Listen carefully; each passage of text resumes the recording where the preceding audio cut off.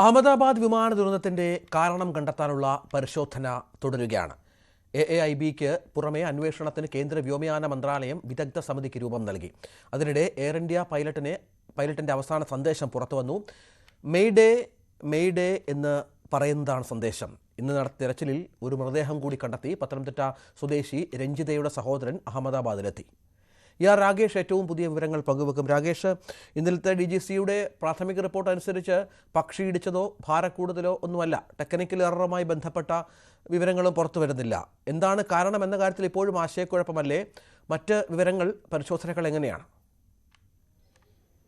രഞ്ജിത്ത്, ദുരന്തം നടന്ന 3 ദിവസമായിരിക്കുന്നു. പക്ഷെ അതിന്റെ കാരണത്തിലേക്ക് ഇതുവരെ എത്താൻ സാധിച്ചിട്ടില്ല. ഏതായാലും പരിശോധനയും അന്വേഷണവും നടക്കുകയാണ്. പ്രത്യേകിച്ച് നേരത്തെ അന്വേഷണം നടത്തിയിരുന്ന ആദ്യ ദിവസം തന്നെ അന്വേഷണം ആരംഭിച്ചിരുന്നത് AAIB ആണ്, എയർക്രാഫ്റ്റ് ആക്സിഡന്റ് ഇൻവെസ്റ്റിഗേഷൻ ബ്യൂറോയാണ്. അതിന് പുറമെ ഇപ്പോൾ കേന്ദ്ര സർക്കാർ ഉന്നതതല സമിതിക്ക് രൂപം നൽകിയിട്ടുണ്ട്.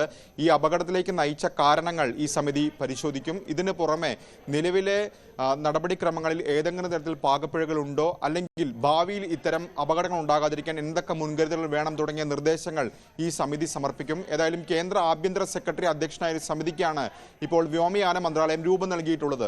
വ്യോമയാന മന്ത്രിയുടെ സാന്നിധ്യത്തിൽ ഉന്നതതല യോഗം രാവിലെ ചേരുകയുണ്ടായി. 1:30 അദ്ദേഹം മാധ്യമങ്ങളെ കാണുന്നുണ്ട്. നിലവിൽ ഇതുവരെ കൈക്കൊണ്ട നടപടികളടക്കം വ്യോമയാന മന്ത്രി വിശദീകരിക്കുമെന്നാണ് പ്രതീക്ഷിക്കുന്നത്. ഏതായാലും ഇപ്പോൾ ഇന്ന് പുറത്ത് വന്നിരിക്കുന്ന ഒരു ശബ്ദ സന്ദേശത്തിന്റെ വിശദാംശങ്ങളാണ് പുറത്തു വന്നിരിക്കുന്നത്. അതായത് 5 സെക്കൻഡ് നീണ്ടു നിൽക്കുന്ന ശബ്ദ സന്ദേശം, അവസാനമായി പൈലറ്റ് അയച്ച സന്ദേശമാണ് ഇത്. എയർ ട്രാഫിക് കൺട്രോൾ റൂമിലേക്ക് അയച്ച സന്ദേശം. അതിൽ പറയുന്നത് വിമാനം കുതിക്കാൻ സാധിക്കുന്നില്ല, താഴേക്ക് പോകുന്നു എന്ന കാര്യമാണ് ഈ 5 സെക്കൻഡ് സന്ദേശത്തിൽ പറയുന്നത്. ഏതായാലും NSG അടക്കമുള്ള സംഘങ്ങൾ ഇതിനോടകം തന്നെ അഹമ്മദാബാദിലുണ്ട്. അവരുടെ നേതൃത്വത്തിലാണ് തെരച്ചിൽ നടന്നുകൊണ്ടിരിക്കുന്നത്. ഇന്ന് നടന്ന തെരച്ചിൽ ഒരു മൃതദേഹം കണ്ടെത്തി. അതായത് വിമാനത്തിന്റെ ഏറ്റവും പുറകുവശത്ത് നിന്നാണ് ഒരു എയർ ഹോസ്റ്റസിന്റെ മൃതദേഹം കണ്ടെത്തിയിരിക്കുന്നത്. ഏതായാലും DNA പരിശോധന അടക്കം നടക്കുന്നുണ്ട്. പ്രത്യേകിച്ച് പത്തനംതിട്ട സ്വദേശി രഞ്ജിതയുടെ സഹോദരൻ രാവിലെ 7 മണിയോടുകൂടി തന്നെ അവിടെ എത്തിയിട്ടുണ്ട്. DNA സാമ്പിളിന് ഉള്ള രക്തസാമ്പിളുകളൊക്കെ തന്നെ ഇതിനോടകം തന്നെ കൈമാറുകയും ചെയ്തിട്ടുണ്ട്. ഏതായാലും